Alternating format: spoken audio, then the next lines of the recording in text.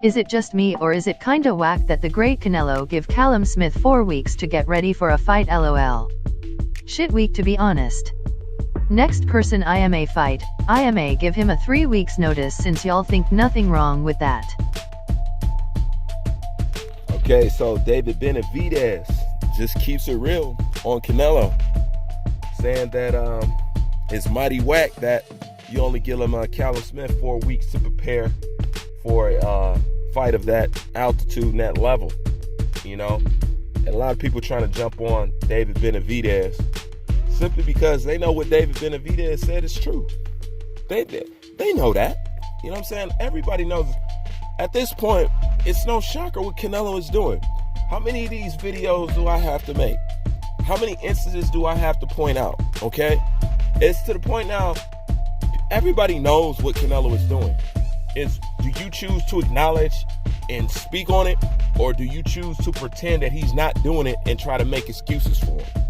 You know, that's basically what's going on. But he tried to do the same thing to Caleb Plant, and this is not his first time doing it. Now, check this out. These are the same people that complain about Mayweather made him cut weight and all this other stuff in his fight, and that's why he lost. You know what I'm saying? Knowing that it was Oscar De La Hoya's idea, but we're going to digress on that. But do you see how just a little thing like that, some weight that his manager suggested, is somehow Floyd Mayweather's fault, and that's somehow the reason why he didn't win or something like that? You see something just as small as that, but yet when this guy is only giving people a month, okay, to prepare for a fight. Oh, well, shit. Well, this is the pandemic, and you guys should be training anyway, and blah, blah, blah. I mean, give that as it may. It's true, you should be training.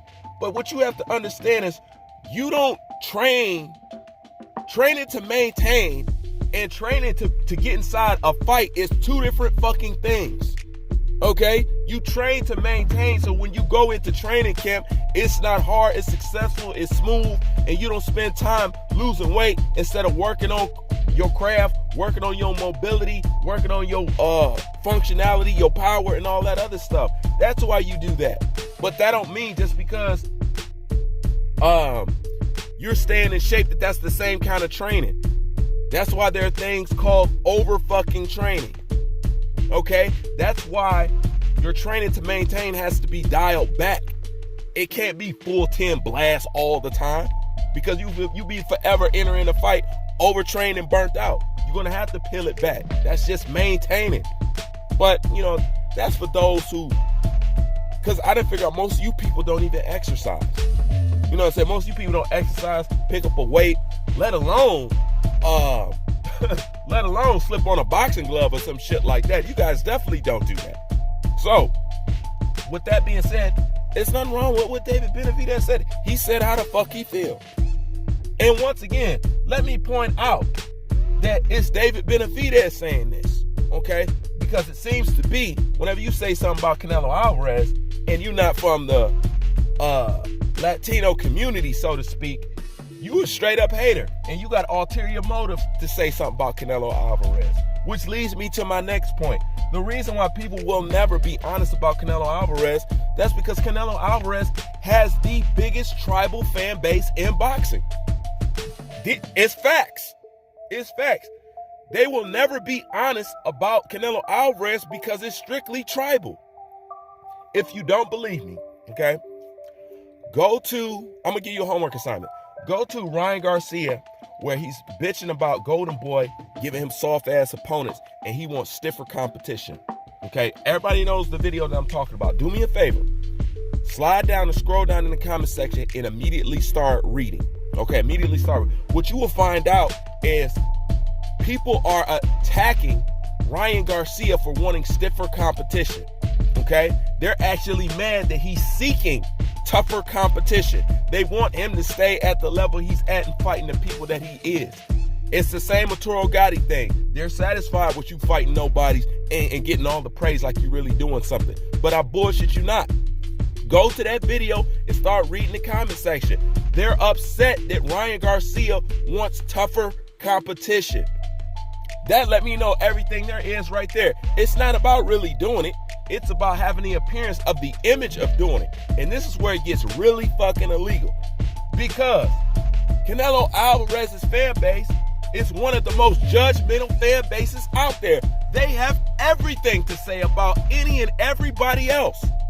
These guys become detectives, they become conspiracy theorists and all that when it comes to everybody else. When it comes to Canelo Alvarez, boy, they got an excuse coming off the assembly line, pumping him out left and right, pumping him out left and right. Canelo Alvarez is not perfect and he is not a god. Therefore, with that being said, there's some stuff that he's going to do that you're not supposed to agree with and that needs to be criticized. It's the same thing with anybody else. Terrence Crawford is not a god. Eventually, he will do something that will cause you to have to criticize him on some kind of level. That's the same thing with Errol Spence. That's the same thing with Anthony Joshua. These dudes are not perfect individuals walking around on this planet. At some point in time, something they should do, you should be critical or have the ability to criticize. If you do not, you disqualify yourself from judging and talking about boxing.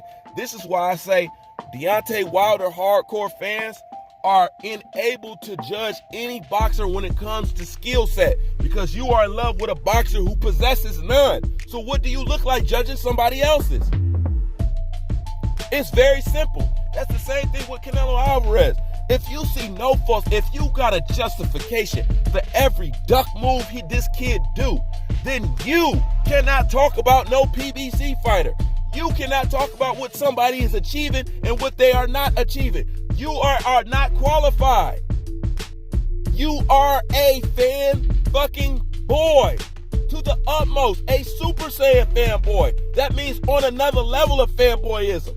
Okay? This dude power meter of fanboyism reaches 9,000. Okay, that's what it is out here. What David said was nothing fucking wrong. Anybody with common fucking sense and is not a fanboy and does not have pom-poms and knee pads on will tell you that's some bullshit.